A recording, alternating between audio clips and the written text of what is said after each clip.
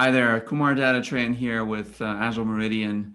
I'm just here to hopefully answer some questions about what this course is about. You click the link, and so you get to hear me talk about leading with agility. Um, Leadership is a passion of, I would say it's a journey and a passion of mine. I'm always striving to be a better leader, a better listener, a better coach, and to me, all those things go sort of hand in hand. And you click this link because perhaps you want to get this certification, perhaps you were just curious. I don't know, but hopefully it's because you too are looking to improve your leadership skills and to get more in tune with the people that you lead, to support them in ways that will uh, result in more engagement, more engaged employees. More engaged employees mean better results for your customers, better results for you. So I imagine those are some of the reasons why you're here.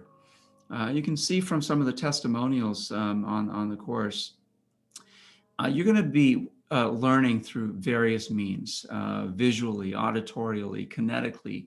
What does that all mean? It means that we're gonna sort of engage you and the people that take this course with you to interact with each other in ways that you don't typically see in a class like this. It's about sharing your experiences, your leadership experiences, that will help enhance the content that we have prepared for you in advance. So this course is accredited by IC Agile. What does that mean? IC Agile is the International Consortium of Agile, and as such, this course is part of the business agility track. Now, what does that all mean, and why should you care?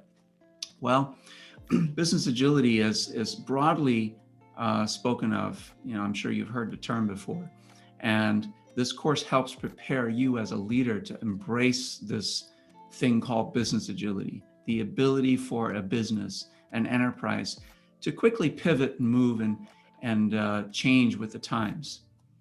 I'm sure that all of us, myself included, were caught a little unaware and unguarded, unprepared for the changes of 2020, right? With COVID, the global pandemic, the global economic impacts that the pandemic are still having today, and of course all of the other things that have gone on as part of that, right? The racial tensions that have arisen anew in the United States and certainly around the world. And as leaders, how do we deal with all of that? The increased and accelerated pace of change, the unexpected changes that we have to deal with as leaders. So how do we do that? And so I imagine that's one of the reasons you click this link. How do you deal with that? Well, we're going to find out if you take this course. So sign up. I will say that this course has a lot of really great topics, right? We're going to start with the mindset, right? What is this thing about a leadership mindset, an agile leadership mindset? What is agile leadership? We're going to be exploring that in our first session. We're going to segue quickly into globalization and organizational agility, which really is another word. It's different from business agility, where business agility is really about the ability of your business, your company to pivot and change and provide value for your customers, where organizational agility is more internal within your company, sort of enhancing the structures that allow for business agility to happen, right? We're going to move quickly into session 2 into personal agility. This whole course is really about personal agility. What do you do as an individual? What can you do to improve your leadership qualities, to be aware of your leadership style, the one that you most often lean on, and then be aware of other styles that are out there that you could sort of apply on a more situational basis. We're going to explore your values and principles and how you bring those with you to work. How you manifest those values and those principles. And of course, we're going to relate it to the Agile values and principles.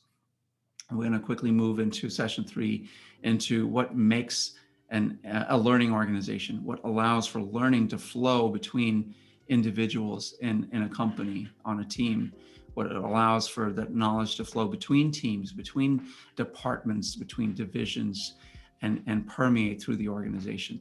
And the more quickly that learning can flow, the more adaptable the organization is, and the more able an organization is to respond to changes in the marketplace. We're going to examine the role of emotional intelligence in supporting high-performing teams, the role of relationship intelligence. Now, from a leadership perspective, this is all about looking inward. What do we as leaders, and what can we do as leaders to help support the people that and who report to us? Or as aspiring leaders, what about the impact of your influence? Maybe you don't have a team that you lead, but what you do have is your influence. So how can you increase it?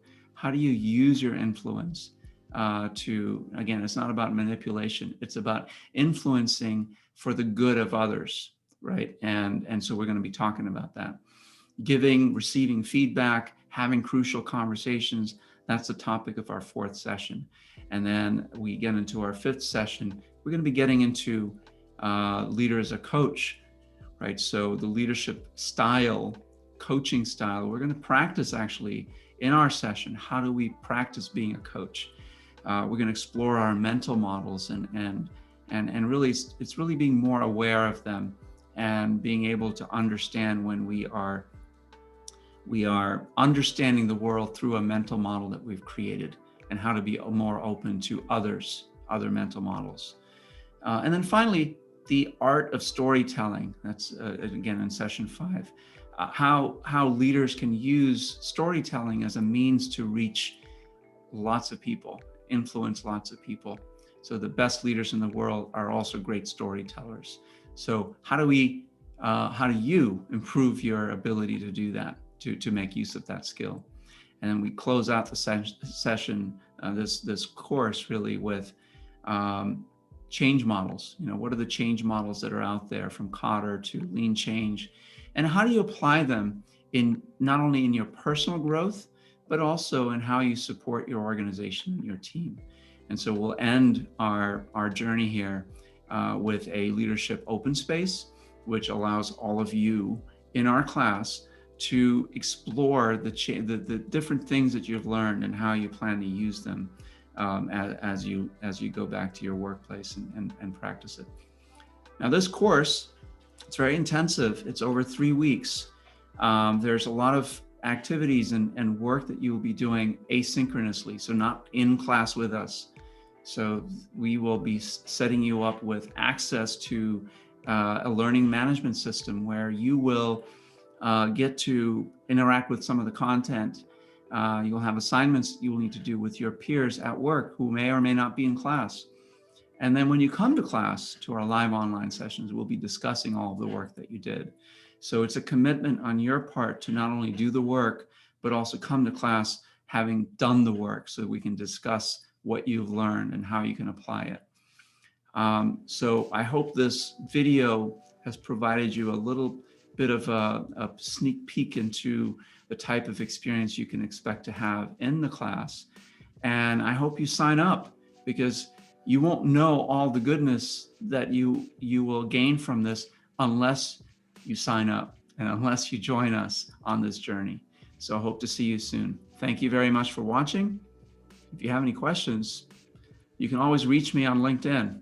All right. Thanks a lot. Bye-bye.